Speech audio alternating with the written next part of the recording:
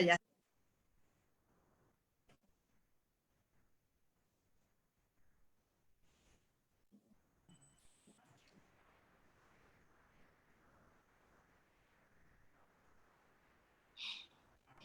Ahora sí, falta Marieli. Hola. Hola. Hola, buenas noches. Buenas noches a todas y a todos. Bienvenidos a este Facebook Live de Hablando con Alice. Esta noche vamos a estar hablando de pobreza y privilegio y me acompañan mi amigo, el doctor Eduardo Lugo y la doctora María López, que nos van a estar dando, ¿verdad?, de su conocimiento. Quiero decir, antes de empezar, que el hecho de que ellos estén aquí no significa ni que apoyan mi candidatura, ni que apoyan, ¿verdad?, el movimiento. Ellos están para dar información y educarnos sobre el tema que vamos a tratar. Así que dicho esto, quizás vamos a empezar hablando un poco de pobreza. Durante todos estos años hablado de la pobreza y los gobiernos hablan de pobreza. El problema está en que no se trabaja con la pobreza. Luego del paso del huracán María, quizás quedó más plasmada la pobreza en la que vive Puerto Rico. Así que nos corresponde no solamente definir el término de pobreza y visibilizar la pobreza, sino hacer un plan que sea coherente y que en efecto ayude a que nuestro país pueda salir de la pobreza. Y mucha gente piensa que pobre es solamente aquella persona que no tiene la ropa que pone, y ciertamente no. Según la definición, si usted tiene una familia de 3 y gana menos de $19,985, usted está empobrecido, ¿verdad? Según las tablas, eso es lo que dice. En Puerto Rico, me voy a referir más al distrito 8, que es el área, ¿verdad?, que me corresponde de Carolina hasta Ceiba, y si nosotros vamos a analizar esa área, los municipios de Loíza y de Culebra serían los municipios más empobrecidos del área este. Eso no significa que los otros no lo sean, ¿verdad? Hemos discutido aquí con anterioridad que cada municipio también tiene sus particularidades, que tendríamos que también analizar el tema de la pobreza atado a esas particularidades, aunque hoy lo vamos a hacer de manera un poco más general. Pero si vamos a Puerto Rico, 36 de los 78 municipios tendríamos que decir que empobrecidos, sobre todo los que están en el centro de la isla, en la costa sur, también son municipios empobrecidos. Y tenemos que, si nos vamos al área de la niñez, 6 de cada 10 niños viven en una familia que está empobrecida. Así que tenemos que 6 de cada 10 niños son niños pobres. Y esto nos debe preocupar muchísimo, porque es algo que si nosotros no velamos en el desarrollo de nuestra niñez, ¿verdad?, pues lamentablemente seguimos arrastrando unas condiciones de vida. Así que nos debe llamar mucho la atención.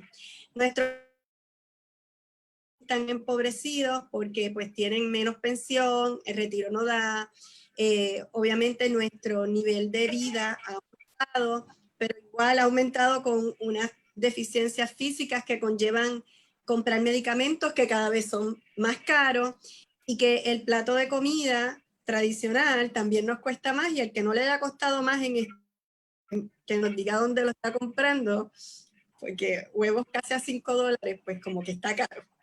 Así que eso es parte de lo que tendríamos que estar mirando. En el caso, ¿verdad?,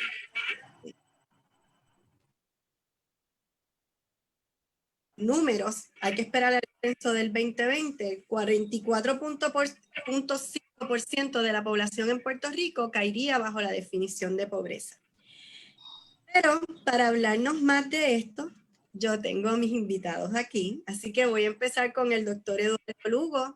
Eduardo es psicólogo clínico comunitario, es catedrático asociado de la UPR de Mayagüez y es director de un fabuloso programa que yo sigo, mis estudiantes siguen y yo he hecho que la universidad donde estoy también, que se llama Impacto Juventud.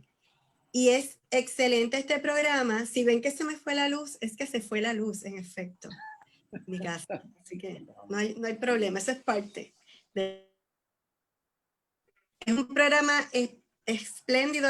Le convoco a todos a que si tienen el tiempo se pasen por la página de Impacto Juventud, hacen este tipo de trabajo también y hacen mucho trabajo comunitario que es excelente. Así que Eduardo nos va a hablar qué es pobreza, qué es privilegio, ¿verdad? Que son dos cosas que hay que trabajar. Y también cuáles son los factores que permiten que la pobreza continúe, se dé, ¿verdad? Porque mucha gente a través de lo que llamamos el trastorno cultural o el trauma cultural piensa que si nací pobre me debo quedar pobre el resto de la vida porque eso es como que lo que me tocó. Y en varios sitios se trabaja eso o se identifica eso y evidentemente no es así. Hay unos factores que permean, que permiten que eso se esté dando y se reproduzca. Así que te doy la palabra, Eduardo. Alice, primeramente gracias por la invitación, ¿verdad? Por estar contigo durante esta noche y el privilegio para mí también de estar con Marieli, ¿verdad? Compartiendo este espacio para que no solamente podamos hablar desde esta óptica, ¿verdad? De las ciencias sociales y el análisis de lo que es la opresión, el privilegio, la pobreza, sino que también para tener alternativas, ¿verdad? Que se han trabajado económicamente en otros lugares para poder trabajar precisamente con esas problemáticas que tú estás mencionando. Tú hablaste de muchas de las estadísticas, ¿verdad? Que nosotros señalamos. Una de las cosas que a mí, como psicólogo clínico comunitario, cuando yo hablo de pobreza, que a mí me sorprende es que la gente no se sorprende, literalmente, ¿verdad? Es que cuando yo digo que el 57% de la niñez en Puerto Rico antes de María estaba bajo los niveles de pobreza, yo esperaría ver una reacción de indignación, de miedo, de terror de parte de nosotros, pero muchas veces no se ve esa sorpresa, ¿verdad? Así que hay que explorar un poquito, ¿verdad?, de qué es lo que nosotros pensamos que es pobreza. Pero yo creo que empezar por donde tú empezaste es importante, ¿verdad? Ver un poco lo que son esas estadísticas, no solamente nuestra niñez, sino nuestros adultos, ¿verdad? Más del 44-45% de nuestras personas están viviendo bajo los niveles de pobreza establecidos por el censo de los Estados Unidos. Nuestros viejos son de los viejos más pobres si lo comparamos con la nación norteamericana. Entonces, cada vez que nosotros hablamos de pobreza, no estamos hablando solamente de dinero, estamos hablando de acceso a servicios de calidad, ¿verdad? Hay algo que nosotros en la psicología hablamos mucho y que durante los últimos años hemos visto cómo la prensa y cómo los políticos han utilizado este vocablo de la resiliencia por mucho tiempo, ¿verdad? Para decir que nosotros somos resilientes, ¿verdad? Pero el problema con esa resiliencia es que esa resiliencia necesita unos recursos. O sea, una de las cosas que hace la pobreza es que va poco a poco minando esos recursos que se supone que nos ayuden a todos y a todas a tener un desarrollo saludable, ¿verdad? Estamos hablando aquí de bienestar. ¿Cuáles son esos recursos? ¿Verdad? Si hablamos de la niñez, que es con la población que más yo trabajo, estamos hablando de los servicios de educación, por ejemplo. Yo te voy a ser bien honesto, yo no me acuerdo cuándo fue la última vez que un agosto yo no leí en un periódico en Puerto Rico que las escuelas en Puerto Rico no estaban listas. Y no estaban listas es que no estaban los materiales. Yo soy producto, hijo de una maestra de escuela pública. Cuando yo tenía, me acuerdo en los 80, yo tenía que ir a la escuela con ella a pintar. Ella compraba la pintura, ella compraba los adornos para su salón de clase, ella compraba sus materiales. Estamos hablando de una madre soltera, pobre, con 3 hijos. Y que esa historia sea la misma historia que vemos hoy, e incluso hasta en algunos casos hasta peor todavía, nos dice que esa pobreza ha ido pasando de generación en generación, ¿verdad? Pero también nos habla de recursos. Para la educación se necesitan recursos, ¿verdad? Entonces, si hablando de privilegio, no me quiero ir muy técnico en términos ¿verdad? Del lenguaje académico, pero privilegios básicamente a nivel histórico lo hemos definido como ventajas que algunas personas tienen que no fue que tú te las ganaste, sino que naciste con ellas. Se te dieron por alguna cualidad que tú tienes, ya sea porque naciste en una familia que tenía dinero, ya sea por el color de tu piel, ya sea porque eres hombre, ya sea por muchas otras razones, ¿verdad? Porque no tienes una discapacidad, por ejemplo, ¿verdad? Tú tienes unas ventajas en la sociedad que no tienen que ver absolutamente nada con tu trabajo, no tienen que ver absolutamente nada con tu nivel de habilidad, tiene que ver con quién tú eres en términos de unas características sociodemográficas, ¿verdad? Y en Puerto Rico, eso es algo que durante los últimos años yo creo que se ha comenzado un poquito más a visibilizar, ¿verdad?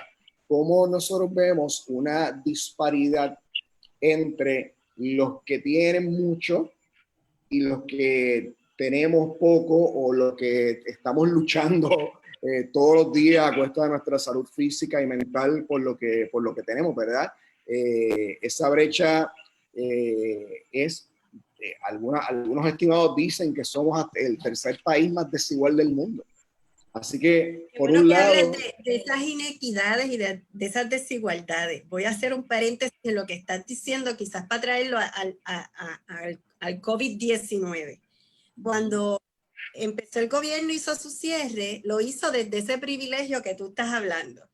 Porque si a ti te dicen quédate en casa, tú partes de la premisa que aquí todo el mundo tiene una casa, que todo el mundo tiene una previsión de alimentos para quedarse en su casa, que tiene carro para ir una sola persona a hacer compras, porque era uno, ¿verdad? A hacer compras. Entonces, esa es una visión desde el privilegio que algunos tienen sobre otros que no lo tienen. Y cuando hacemos estas generalizaciones, cuando el gobierno hace esas generalizaciones, realmente se sale de la perspectiva que tiene que ver de que no todos los ciudadanos de este país tienen ese privilegio. Hay unos pocos que tienen el privilegio y hay otros que no. ¿Y qué hay que hacer con eso? Pasó con los estudiantes. Nos vamos y nadie preguntó si tenían computadora, nadie preguntó si tenían internet, nadie preguntó si sabían usar el celular, lo usan para jugar, pero a lo mejor no saben usarlo para bajar documentos, ¿verdad? Y hacer otro tipo de trabajo. Y entonces esos comandos, esas instrucciones se dieron desde el privilegio. Ese era el paréntesis que te quería decir, pero para que la gente quizás se pusiera a relieve de lo que estamos tratando de llevar el mensaje. Y tienes toda la razón. Yo creo que la mayor parte de la legislación que se hace en Puerto Rico se hace desde el privilegio. ¿Por qué? Porque el privilegio también te da acceso a unas estructuras de poder, ¿verdad? Así que tenemos unas personas que a través de los contactos que tienen, de las familias donde crecen, fuera de cámara, ahorita estábamos hablando nosotros de las alcaldías por herencia en Puerto Rico, ¿verdad? Tú no llegaste a ser alcalde, bueno, sí, votaron por ti, está bien, perfecto, pero votaron por ti porque había toda una maquinaria de quien era tu papá, tu mamá, quien sea que era el alcalde antes, y de momento ahora tú quedaste como el alcalde. Pues tú tenías una ventaja sobre muchas otras personas que a lo mejor pudieron haber llegado a esa posición de poder y no llegaron porque no tenían las ventajas que tú tenías, ¿verdad? Y lo vemos en la composición de nuestra legislatura, ¿verdad? Independientemente cuál sea nuestra preferencia, ¿verdad? Podemos ver que generalmente en Puerto Rico ha habido más acceso a los puestos políticos para hombres que para mujeres.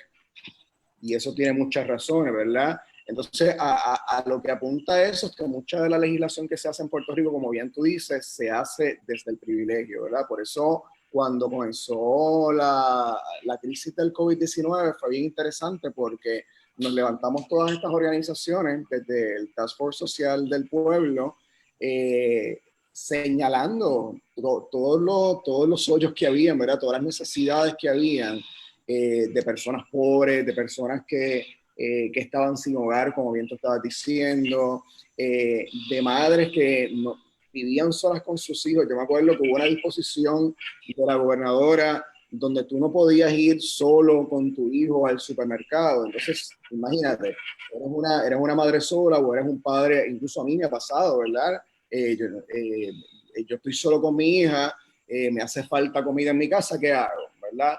Y como eso podemos señalar muchas cosas, ¿verdad?, que se les digan desde el privilegio. Una de las cosas que yo creo que recientemente se ha legislado desde el privilegio, y es una opinión muy personal, ¿verdad?, tiene que ver con lo que son las disposiciones de la Junta de Control Fiscal, ¿verdad? Nosotros ahora mismo, la Junta de Control Fiscal está imponiendo una serie de medidas de austeridad en el país que han sido, María Elisa puede explicar un poquito más de esto que yo, ¿verdad? pero que han sido tratadas en otros países y tienen unas consecuencias. A mí ¿verdad? Lo que me compete como psicólogo clínico comunitario es un poquito hablar sobre esas consecuencias que han habido en otros países, ¿verdad? Y son cosas como, por ejemplo, cómo sufren los sistemas de salud. Yo me acuerdo que hubo un estudio en Grecia donde en ese estudio se vio que con la implantación de la austeridad aumentaron los casos de VIH y de otras enfermedades de transmisión sexual, pero en particular VIH. ¿Y por qué VIH?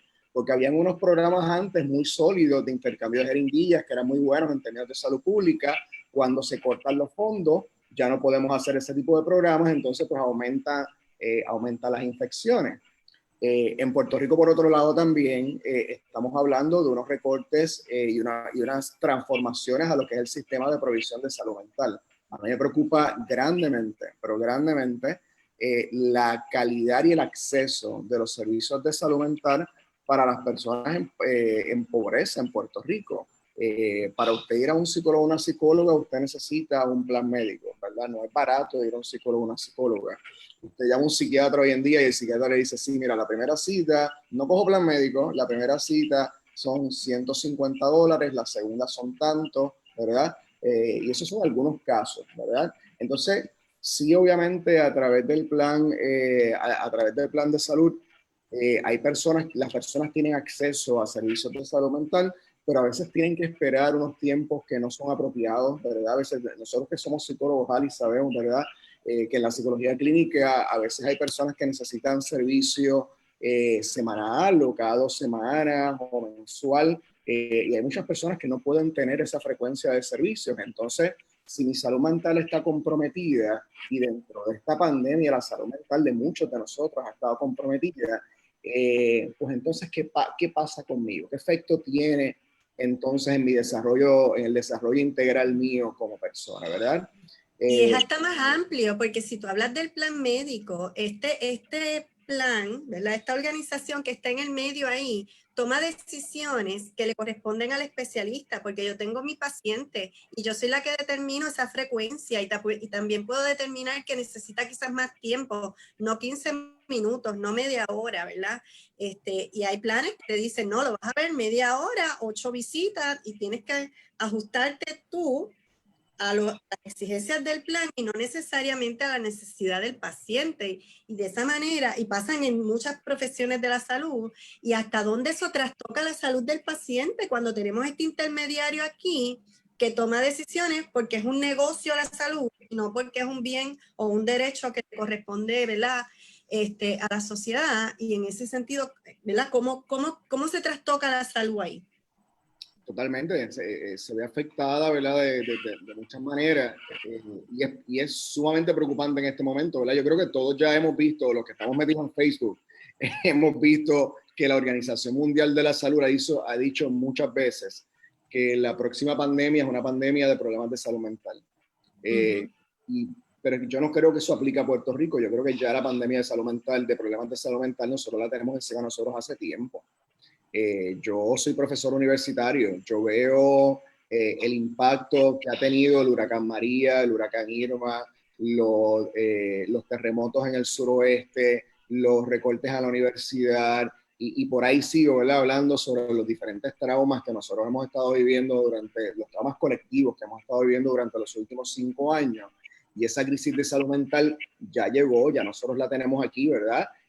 Tanto así que para esta pandemia la Asociación de Psicología de Puerto Rico y otras organizaciones, ¿verdad?, pudieron cabildear para que pudiéramos ofrecer servicios de telepsicología, porque la gente necesita acceso para poder dar servicios, y se están haciendo otras cosas maravillosas, ¿verdad?, gratuitamente a través de las redes, pero ahí volvemos nuevamente al privilegio, ¿verdad? Y hay algunas cosas que, por ejemplo, podemos hacer a través de las redes, que hay gente que no va a tener acceso a esos espacios.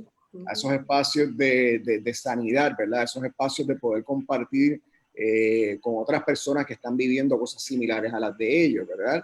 Entonces, el sistema económico nuestro es un sistema económico donde hay unas personas, por ejemplo, que se están ganando una serie de salarios a nivel gubernamental que cuando usted los compara con funcionarios en puestos similares en Estados Unidos, es increíble la diferencia de los salarios, pero sin embargo, cuando tú comparas a Puerto Rico como nación en términos de pobreza con el peor estado de los Estados Unidos, estamos doblemente peor que el peor estado de los Estados Unidos. Eso es privilegio, ¿verdad? Eso es privilegio de unos pocos. Y por otro lado, un concepto que va con el privilegio es la opresión de los muchos, ¿verdad? Tenemos el privilegio de los pocos y tenemos la opresión de los muchos. Entonces, ¿por qué pasa eso? ¿Verdad?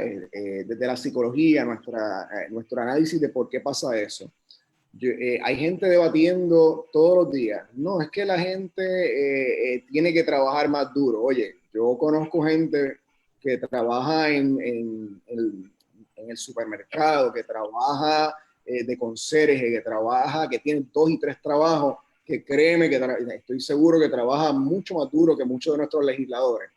Y no se gana lo que se gana el legislador, ¿verdad? Así que la premisa que nos han metido por mucho tiempo de que si tú trabajas duro vas a ganar suficiente dinero, vas a alcanzar, ¿verdad? Este ideal que nos han creado, es algo que se va desbancando con la realidad que nosotros estamos viviendo, ¿verdad? Y así yo creo que podemos sutilmente ir identificando algunas cosas que se han metido a través de la historia colonizadora puertorriqueña, que van afectando de la manera en que nosotros pensamos en la pobreza. Yo, antes de este programa, me di a la tarea de hablar con mi mamá, porque quería recordar esas historias de cuáles eran los refranes que se utilizaban antes para sostener la pobreza, para sentir que la pobreza no era algo malo, o que incluso no era pobre. No era tan malo eso. No era tan malo, pero incluso que yo no era pobre, que yo estaba bien, que en la pobreza yo estaba bien. Entonces yo la escuchaba a ella y decía, pero es que son las mismas cosas que mucha gente dice durante estos días, ¿verdad? Hay gente, por ejemplo, que te dice, parejas que me desgarran, ¿verdad? Que quieren tener, por ejemplo, un hijo y dicen, no, pero no te preocupes que donde come uno, comen dos. No necesariamente donde come uno, comen dos, ¿verdad? A lo mejor comemos menos, ¿verdad? Y eso es algo que es un problema en Puerto Rico, que es la necesidad alimenticia, que le hemos visto, la gente la ve ahora con esto del COVID como si fuera algo completamente nuevo, pero no, gente. Nosotros llevamos años de comedores sociales. Nosotros llevamos años de estrategias en las universidades, en la universidad pública del país. Hay un programa que quiero reconocer que se llama Come Colegial, que se ha ido esparciendo a través de diferentes recintos de la UPR y creo que incluso en algunas universidades privadas, para darle de comer a los estudiantes. Nosotros tenemos también uno, así que sí, se ha expandido. Quizás le ponen otro nombre, pero el servicio es el mismo. Cada uno de ellos ha adquirido, ¿verdad?, su propia identidad. Pero cuando tú ves las filas, yo no sé si Alice, tú has visto las filas de estos comedores sociales en la universidad, las filas son kilométricas y yo me quedo sorprendido de la cantidad de estudiantes que tienen necesidades alimenticias, ¿verdad? Y no es solamente necesidad alimenticia en términos de no tener que comer, es necesidad alimenticia de tener que comer comida que en realidad vaya a aportar al desarrollo físico y mental de la persona de una manera sana, ¿verdad? Porque sí, yo puedo todos los días ir y comerme un hamburger de 99 centavos y o 1.50 en cualquiera de estos fast food, ¿verdad? Pero yo creo que en una sociedad, y yo creo que cuando tú planteas este tema, Alice, yo creo que la pregunta es, ¿qué tipo de sociedad nosotros queremos? Exacto. Y cuando yo me planteo la pregunta, ¿qué tipo de sociedad es la que yo quiero? Yo tengo que pensar en cómo yo estoy sustentando a mi niñez y a mi juventud para que puedan crecer de una manera saludable. Eso quiere decir que la educación sea una educación accesible, sólida, con los recursos que necesitan, y que esa alimentación sea una alimentación que propicie el desarrollo saludable de ese cerebro, que la persona pueda tener energía para poder coger clases, ¿verdad? Y sabemos que hay un montón de estudios que nos dicen que toda esa comida chatarra, que básicamente está a través de todo Puerto Rico. Puerto Rico es uno de los sitios, yo creo que per cápita, de más lugares de comida chatarra que existe. tienen un efecto negativo en nuestra alimentación y en nuestro desarrollo integral, ¿verdad? Así que lo digo porque quiero resaltar que esto no es algo que viene de la pandemia. La pandemia le pone un foco al hambre, pero el hambre y la pobreza extrema existen en nuestro país, ¿verdad? Y existe en el país, y a lo mejor después de esto pues me callo para que Marieli, ¿verdad? Entre con su parte. No necesariamente porque la persona no quiere trabajar. No necesariamente voy a tirarte todos los estigmas que escucho a diario, a veces incluso hasta en mis clases de diversidad humana. Míralo, porque es importante. La pobreza está estigmatizada. Él es pobre porque no quiere trabajar. O mira ese carrito lleno de compra con los cupones, pero no se fijaron que allí habían 5 o habían 6 y lo que le dan no, para la semana, para el mes no da, ¿verdad? Y cositas, pero tira lo que quiero oírlo. Son muchos. Es que son unos vagos, es que le gusta vivir del gobierno, ¿verdad? Y si seguimos la lista de esas cosas que la gente piensa sobre la pobreza, yo creo que no terminamos. Cuando hablamos de privilegio, hay otro lado de la moneda y es el lado de la opresión, ¿verdad?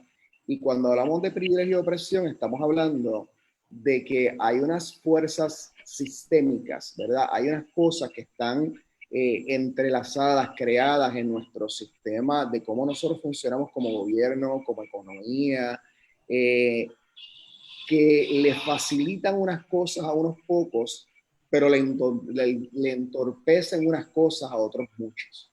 ¿Okay? Así que en la manera en que nosotros estamos estructurando nuestra sociedad, nosotros estamos oprimiendo el desarrollo saludable de nuestra niñez y nuestra juventud. Mira, vamos al caso de los estudiantes de educación especial. ¿Cuántas décadas se lleva peleando en las cortes, ¿verdad? Y se lleva peleando en diferentes foros para que estos estudiantes tengan una educación de calidad. Muchísimo tiempo, ¿verdad? Es un problema sistémico. Hay problemas de acceso a servicios, ¿verdad? Y eso cuando nosotros hablamos de privilegios, que ahorita te mencioné, ¿verdad? Te decía que los hombres tenemos unos privilegios, las personas blancas tienen unos privilegios. Nosotros escuchamos mucho cuando el chat, la gente comenzó a hablar de los nenes de maristas, ¿verdad? Eso te ejemplifica una elevación de conciencia de parte de una sociedad de que aquí hay una gente, ¿verdad?, que tiene unos privilegios, lo identificaron con los nenes de marista, pero estamos hablando de, ¿verdad? Podemos ampliar ese foco, ¿verdad? De que hay unas personas que tienen unos privilegios por las familias donde nacieron, por el color de piel que tienen, ¿verdad? Lo cual es importante resaltar lo que en Puerto Rico hay racismo, de que cuando usted ve nuestra legislatura, usted no ve, yo ahora mismo ni me acuerdo, en realidad usted no ve muchas personas negras en realidad en la legislatura. Cuando usted ve personas negras que... Ni en el gabinete, ni los los secretarios, no. Hemos escuchado a través de los años... Después del trabajo que estuvo, de ahí para acá yo no he visto otro. Y hemos escuchado de altos funcionarios de nuestro gobierno decir cosas despectivas acerca de las personas negras. Me acuerdo de los comentarios, creo que ay Dios mío, no voy a decir la persona para no confundirme, pero me acuerdo cuando hablaron de la esposa de Obama y hablaron de una manera racista de parte de hacia ella. Así que la cara en Puerto Rico de esa opresión, esa opresión tiene muchas caras, pero particularmente tiene cara de mujer y tiene cara de mujer negra, ¿verdad? Así que hay unas interseccionalidades ahí bien importantes que tenemos que empezar a entender de cómo hay un sector en nuestra población que está sufriendo y que necesitamos de alguna manera propiciar unas políticas económicas que puedan ayudarnos a tener una mejor distribución de los recursos. Pues vamos a ir con nuestra compañera, la doctora Marieli López Santana, y ella es profesora asociada y directora del programa graduado de Ciencias Políticas de la Universidad de George Mason y a quien le doy la bienvenida de que haya tomado su tiempo para dedicarle a este tema. Ella tenía citado, ahorita hablamos de que han tocado el tema de pobreza, cada 4 años a lo mejor habla alguien de eso, ¿verdad? Y si está, y lo normalizamos, que fue lo que tú traíste, de cierta manera, pero no hay un plan, no hay unas prácticas para trabajar con esto, política pública que vaya dirigido. Te pueden decir, sí, la educación, sí, el trabajo y el plan, ¿verdad? No me gusta usar la palabra plan porque a veces la gente lo asocia con otra cosa, pero bueno, anyway, en este caso lo vamos a tener que usar. Así que, Marieli, te dejo la palabra. Gracias, Alice. Bueno, me parece muy interesante. Una de las cosas que estaba diciendo Eduardo es que es el planteamiento sobre lo que muchas veces llamamos la precariedad, ¿verdad? Y parece ser que en general muchas de las circunstancias a las que te estás refiriendo, Eduardo, es un problema estructural, como estabas diciendo, de diferentes fases de lo que es la precariedad, ¿verdad? Desde la precariedad desde el punto de vista de acceso a la educación y a una educación de calidad, ¿verdad? Y como lo que estabas diciendo de que, bueno, son algunos que pueden pagar por cierto tipo de educación y que tienen acceso a ese tipo de educación que dentro de todo pues les da la capacidad tal vez de obtener alguna movilidad social dentro de la sociedad. Así que eso es una fase que podemos hablar sobre lo que es la precariedad. Otra, pues, como estaba diciendo Eduardo, desde su punto de vista de psicólogo o más general, desde el punto de la vista de la salud, ¿verdad?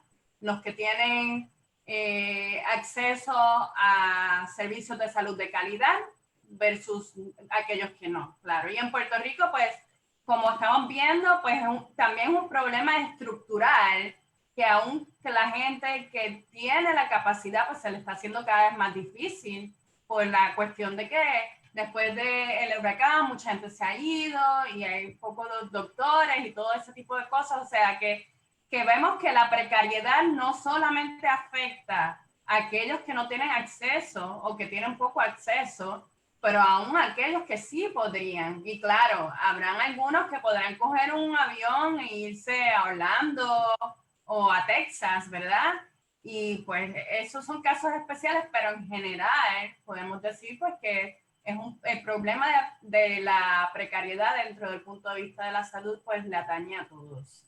Pero desde el punto de vista económico y de la política, que es lo que pues, a mí me atañe como politóloga, hablamos mucho sobre la precariedad que son reflejos de la estructura de la economía, ¿verdad? Y lo que vemos en Puerto Rico, que yo creo que está muy ligado con todo esto que estamos hablando del COVID, y en Estados Unidos vemos lo mismo, es el hecho de que, pues si vemos la estructura de la economía en Puerto Rico, mayormente la gente tiene trabajos que son precarios, queriendo decir que tienen poca seguridad, ¿verdad? Trabajos que no le dan acceso a la salud, por ejemplo, no tienen plan médico, no le dan retiro, no le dan algún tipo de compensación si están enfermos, si tienen que estar enfermos, si le pagan eso extra, si tienen horas fijas, si están representados por alguien, ¿verdad? Y desde ese punto de vista, pues hablando sobre el privilegio, pues claro, una de las conversaciones que se ha visto con el COVID es que la gobernadora le ha dado ciertos privilegios a la gente que trabaja dentro del sector público, ¿verdad? Pero si vemos mucha de la gente, sobre todo los que están dentro de esa fase de la pobreza, trabajan en el sector del servicio que tiene mucha inseguridad, que es mayormente el trabajo precario, no solamente en Puerto Rico, sino en el resto del mundo, ¿verdad? Que eso es lo que estamos viendo, por ejemplo, en Estados Unidos, de que la gente que trabaja en los supermercados, en los restaurantes, los que hacen la compra, esos son los que se están viendo más infectados porque no tienen la seguridad y pues tienen la opción o de trabajar o no tener nada, ¿verdad? Y pues obviamente ese tipo de población por el tipo de trabajo precario que tienen, con mucha inseguridad, de que no tienen muchas garantías de empleo pues obviamente eso va a afectar bastante. Y entonces, si estamos pensando en general, pues uno de los problemas grandes en Puerto Rico, estructurales, es la estructura del mercado de trabajo en Puerto Rico, que mayormente son trabajos precarios con poca seguridad, ¿verdad? Seguridad desde muchos puntos de vista, ya sean las horas, en los accesos a los servicios, y por ejemplo están siendo representados por alguien.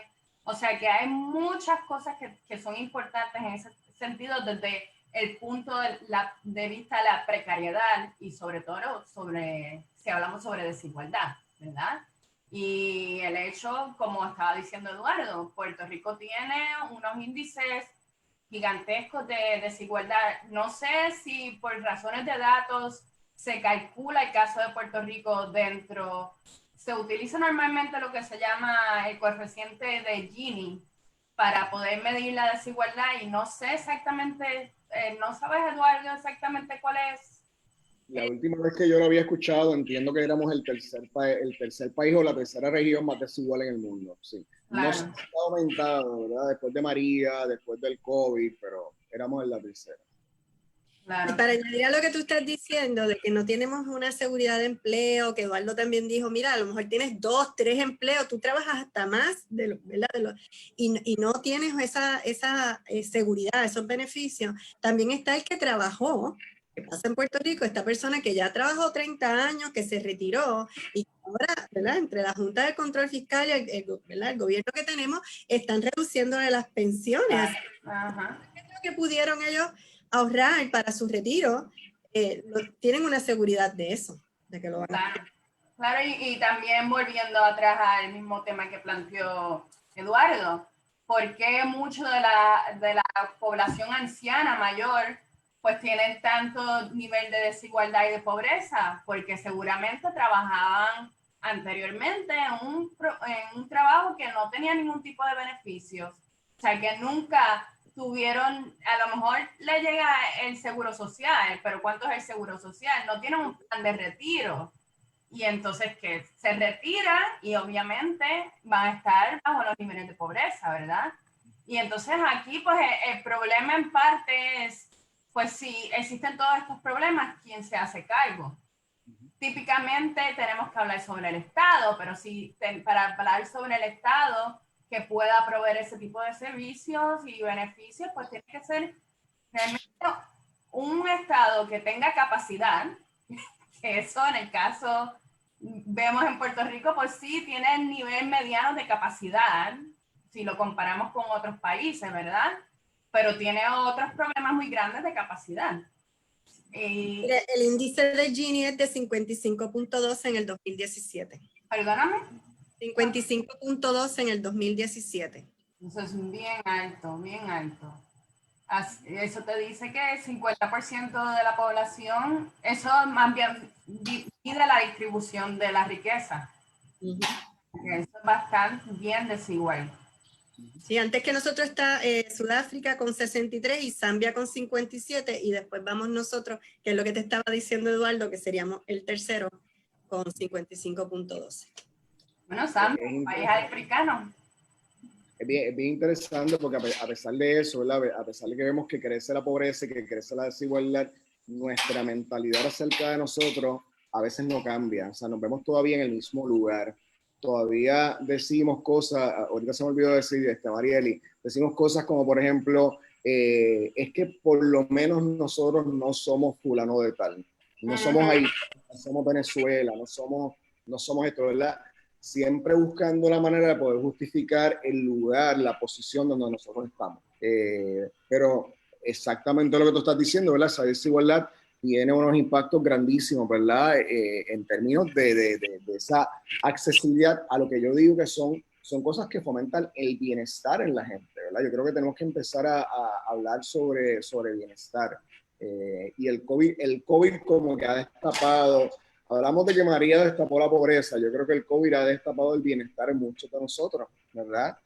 Porque la precariedad que menciona Marieli es una precariedad que no es solamente para la persona que, por ejemplo, trabaja en el supermercado, sino hay una precariedad para personas que tienen doctorado, que son profesores y que están trabajando en 2 y 3 universidades durante una pandemia, tratando de ajustarse a diferentes mecanismos de educación en línea, con escasos recursos. Si estás en el suroeste, se te va la luz a cada rato. Así que... Aquí también, ahorita se fue. es hasta diferente, porque ya no estamos hablando de aquel sueño de que no, es que si tú estudias, si tú tienes tu maestría y tu doctorado, tú vas a tener, no es que yo tengo un montón de compañeros que tienen maestría y doctorado que están sufriendo en su salud mental y su salud física porque tienen que tener 3 y 4 trabajos para poder empatar un salario semidigno, ¿verdad? Claro, claro, sí. No, totalmente de acuerdo. Sí, no, como estás diciendo, la precariedad no tiene que estar directamente relacionada con el salario total, ¿verdad? Porque si a lo mejor, como tú estás diciendo, tienes un profesor que tiene que dar 5 clases, ¿verdad? Y se pasa todo el día sentado, pero no tiene seguro médico, no tiene acceso, también pierde ese trabajo, se quedó en la calle, ¿verdad? Pues eso es un sistema y un problema estructural de precariedad, ¿verdad? Porque tú no tienes ningún tipo de seguridad, porque de esa es la manera que tenemos que pensarlo, ¿verdad? Y entonces en el caso de Puerto Rico, pues vemos que es un problema más bien y yo creo que algo que me llamó mucho la atención, Alex, es cuando estabas hablando sobre los distritos que para los que estás corriendo para tu candidatura, me pareció bastante interesante o problemático, ¿verdad? Porque estás hablando de sectores de que son bien diferentes los unos de los otros, que tienen diferente actividad económica, ¿verdad? Entonces puedes decir, bueno, si pensamos sobre el problema de Puerto Rico, que es el problema, porque tenemos que hablar de precariedad, es la falta de modelo económico, ¿verdad?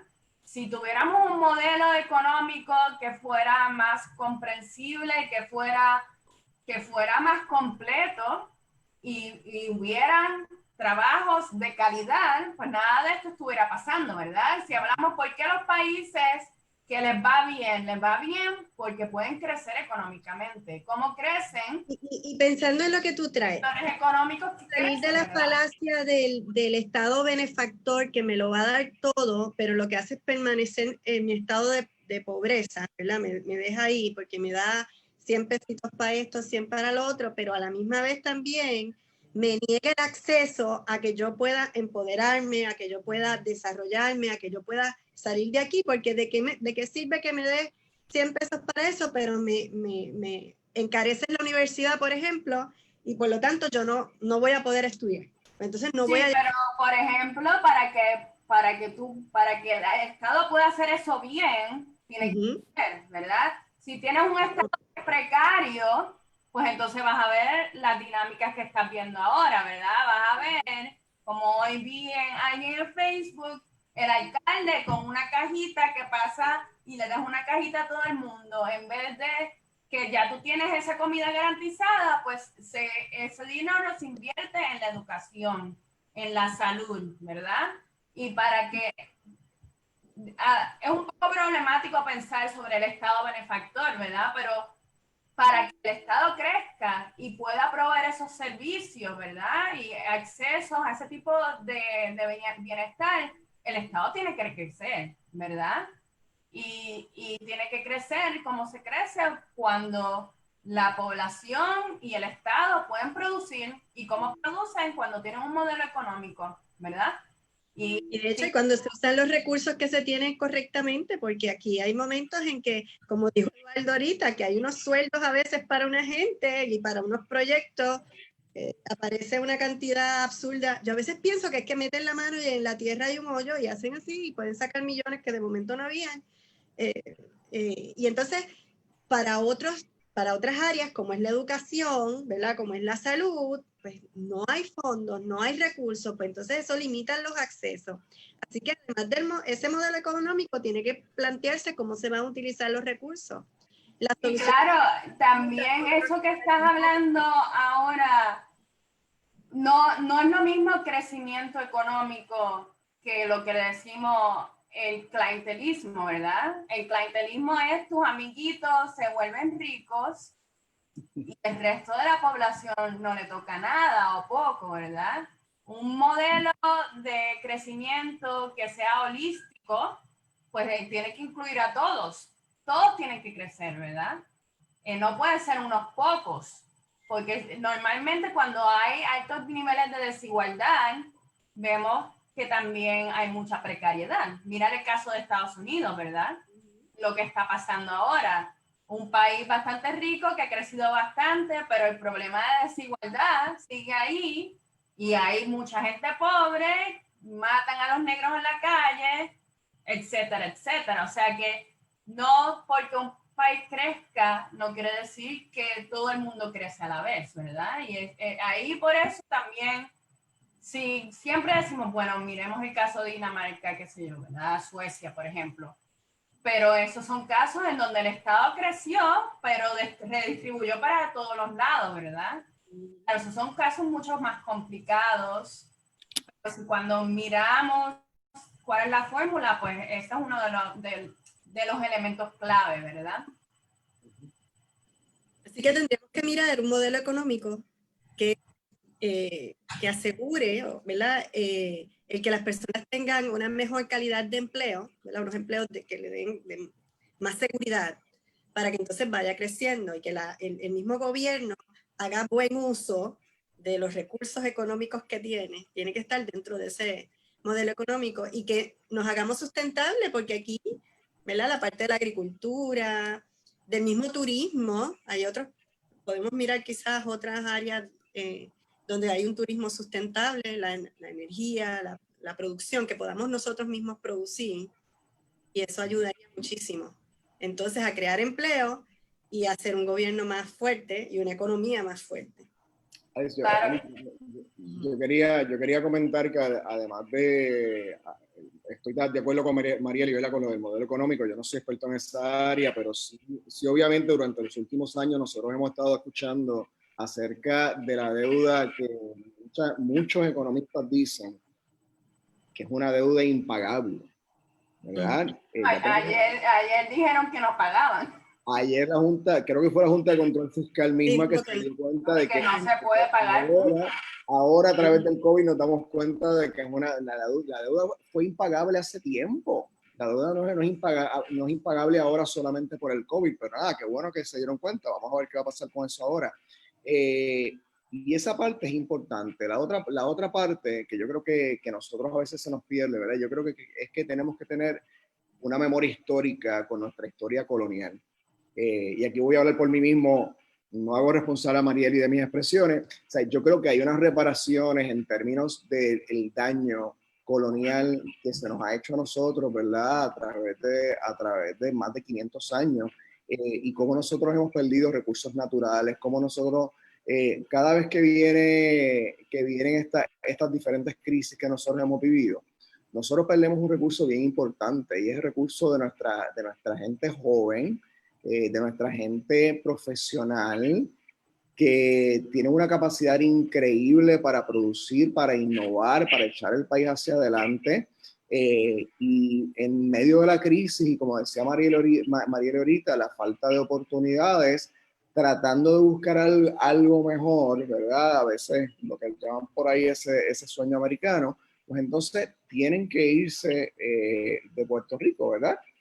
Para Estados Unidos.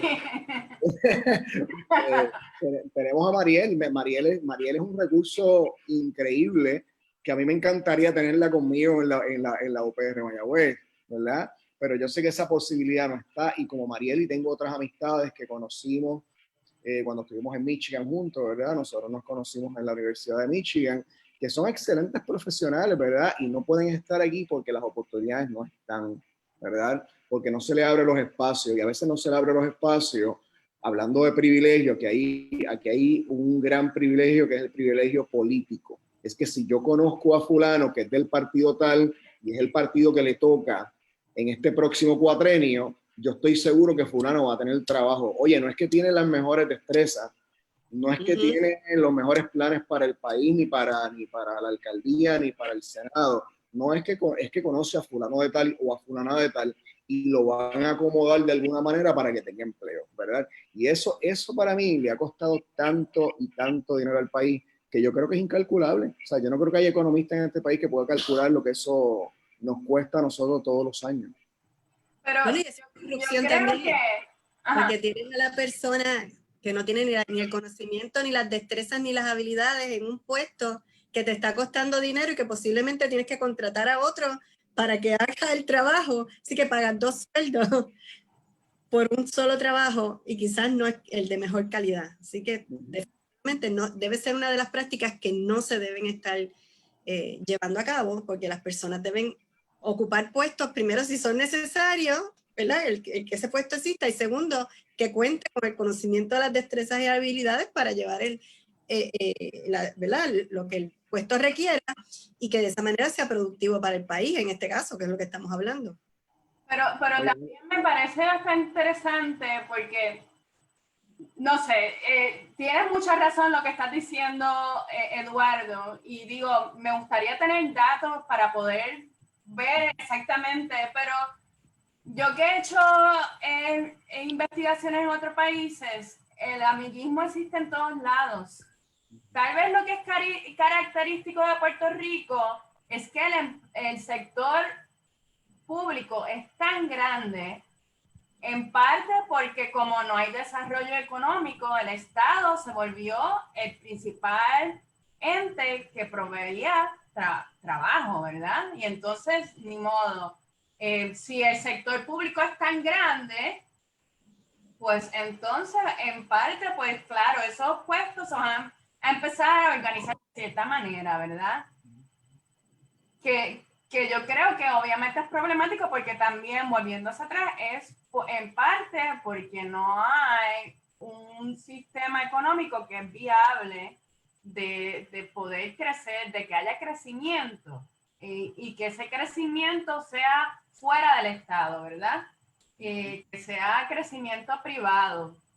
Y no es que tenemos que pensar el privado y público separado, ¿verdad? Hay muchos modelos que son híbridos, pero cuando el Estado es el único ente que te puede dar seguridad y posibilidad, eso es problemático, ¿verdad? Porque si el Estado entra en crisis, como está pasando ahora, pues todo el mundo se queda en la calle, ¿verdad? Y es natural que entonces los amiguitos sean los que se queden ahí, ¿verdad? Y como estabas diciendo, volviendo hacia atrás un poco hacia el problema del colonialismo, pues tienes toda la razón. Yo creo que los estadistas y los independentistas en ese mismo piensan de la misma manera, ¿verdad? El problema de que como Puerto Rico y en otros casos otros países, ¿verdad? Que no tienen soberanía económica, pues no pueden tomar muchas decisiones que otros países toman y no tienen las herramientas que otros países tienen, por ejemplo, la herramienta de poder devaluar su moneda, por ejemplo, o poder tener crédito a nivel internacional, ¿verdad? Como sabemos, pues todos los problemas estructurales del Jones Act, que no solamente le aplica a Puerto Rico, pero que son problemas estructurales, pues por la falta de soberanía, nosotros no tenemos esos instrumentos y, por ejemplo, a Grecia le pasó en parte por falta de soberanía, pero en el caso de Puerto Rico, pues es la falta de soberanía en esteroides, ¿verdad?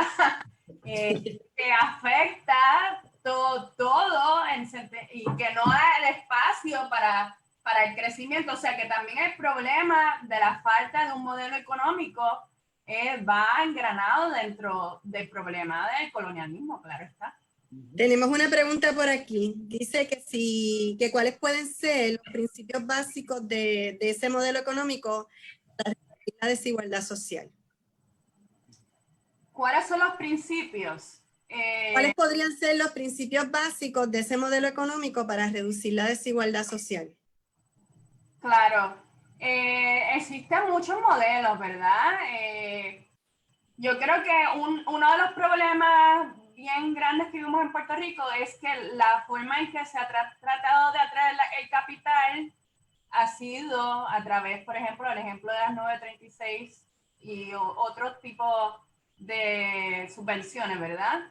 Y uno de los problemas con eso es que el capital no se queda dentro de Puerto Rico, se va, ¿verdad? Así que si quieres atraer capital, tienes que buscar una manera en donde el dinero circule dentro de la economía y haya lo que le dicen en inglés el spillover effect, ¿verdad? De que ese dinero también se crea un efecto de dominó dentro de la economía local, ¿verdad?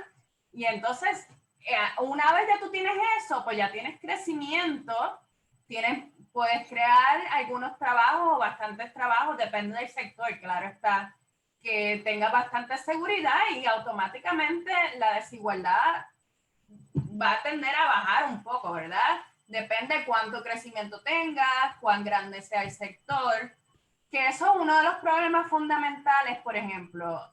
En algún momento, y yo no soy economista, así que ahí no te puedo dar los detalles, pero en un momento cuando hubo más crecimiento en Puerto Rico, era cuando las leyes de que le daban esa excepción de las 936, había unas leyes en donde el dinero se tenía que quedar en los bancos locales por cierto tiempo, creo que eran 3 años, algo así. O sea que en ese momento, pues una vez el dinero se quedaba localmente, pues ahí hubo más crecimiento y ahí a Puerto Rico le fue mejor. Pues eso es uno, y entonces pues hay países pues que planean su crecimiento y no estamos hablando de países comunistas, estamos hablando, por ejemplo, países como Corea del Sur o China o Taiwán, por ejemplo. Pero vemos, por ejemplo, el caso de Corea del Sur es uno que todo el mundo se refiere. Corea del Sur en los años 50 tenía el mismo ingreso per cápita que Somalia. Y mira dónde está Corea ahora y mira dónde está Somalia. Básicamente escogieron ciertos sectores y le pusieron todo el empeño, ya sea ellos cogieron y empezaron a decir, bueno, queremos desarrollar estos sectores, vamos a apoyar la educación en ese tipo de sectores, vamos que los burócratas le den cierto tipo de permiso, o sea que el Estado estaba ahí presente apoyando el proceso de crecimiento y de planear la economía y despegó. Y después el Estado se ha ido divorciando un poco y saliendo un poco de ahí. Pero claro, una de las cosas, por ejemplo, era de que Corea es un país soberano y tenía esas herramientas como, por ejemplo, podía jugar con su moneda y podía devaluar la moneda o subir el valor de su moneda. Esas son cosas que Puerto Rico no las tiene. Pero... O sea que en cierta manera, si buscamos de modelos, eso es uno. Otro modelo que se utiliza mucho, por ejemplo, en México o en Brasil, que es más a micronivel, que es el caso que estábamos hablando antes, era estos programas como en Brasil se llama Bolsa Familia. Y es básicamente, tú coges una pequeña cantidad de dinero y las inviertes en las mujeres. Y entonces le dice, ok, yo te doy este dinero si tú, por ejemplo, vacunas a tus hijos, si vas a los niños a la escuela con cierto tipo de condiciones. Y lo que vieron al final es que eso ayudó bastante a la movilidad social. Claro, estamos hablando de países que no son ricos ni superindustrializados, ¿verdad? Pero ha sido un modelo que después de eso se ha corrido alrededor del mundo. Empezar a nivel bajo donde hay más pobreza y entonces hacer ese tipo de programas que después van a tener consecuencias a largo plazo que... Bueno, porque estás abriendo los accesos a la desigualdad porque hay movilidad social. Para que se desarrollen. Eso es lo que tú estás haciendo. Eso es como si tú pusieras aquí las comunidades más empobrecidas y dijera, vamos a poner aquí tremenda escuela, va a tener estos recursos y los niños tú vas a ir allá y después por la tarde ustedes van a coger talleres para que sean emprendedoras y qué sé yo, tú estás desde ese micro, desde esa comunidad, tú la estás empoderando para que se puedan desarrollar y por ende va a haber una economía que se va a ir, ¿verdad? Desarrollando ahí, Claro. o sea, que ese sería hasta un buen plan, ¿verdad? De lo que estamos aquí hablando, de que se podría trabajar y me gusta porque es desde las comunidades y ya me gusta más. Pero nada, miren, me encanta el tema, buenas, muy, muy bueno. Yo espero que las personas que nos estuvieron escuchando y los que nos van a escuchar después, porque esto queda grabado, pues se lleven la información que nosotros le hemos querido ofrecer aquí para que ellos también hagan sus análisis, ¿verdad? Porque una de las cosas que hablamos es que a veces pues la gente piensa que todo se queda igual, que para qué sale a votar si todo va a ser lo mismo. Pues mire, tiene oportunidad de que no sea lo mismo, así que lo que tenemos es que educarnos e informarnos y tomar las mejores decisiones informados, ¿verdad? Para hacer esos cambios, porque sí se pueden. Las personas que han pasado por aquí, todas han demostrado que hay formas diversas de trabajar distintos problemas y que se puede hacer una mejor política pública y que tenemos que ver las cosas desde otra perspectiva, no de la que hemos tenido hablando de modelos todos estos años. Así que básicamente es eso. Yo siempre he dicho que si usted le va mal con alguien en las relaciones de pareja, regresa ahí, ¿verdad? Estuvo casado 10 años y le fue mal. Nadie dice, voy a seguir aquí para que esta tortura me siga. Entonces, ¿qué usted hace? Usted cambia de modelo. ¿Verdad? Buscamos otras experiencias, a ver qué es lo que pasa. La semana que viene vamos a tener a Carmen Warren, que ella es la directora del Comité Timón de los niños con diversidad funcional en el Departamento de Educación. Pues porque lo que estamos haciendo es visibilizando los diferentes grupos, las necesidades, qué política pública se pudiera desarrollar, escuchar. Así que los espero a todos a las 7:30 y a estos dos grandes seres un gran abrazo en la distancia. Gracias por la invitación. Distanciamiento físico, pero jamás social ni emocional, así que el abrazo va desde acá. Bueno, Gracias. un abrazo, gracias. Gracias por la invitación. Bye.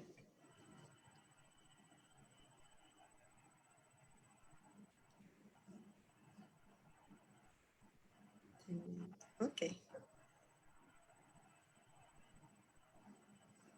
Les aviso, todavía estamos live.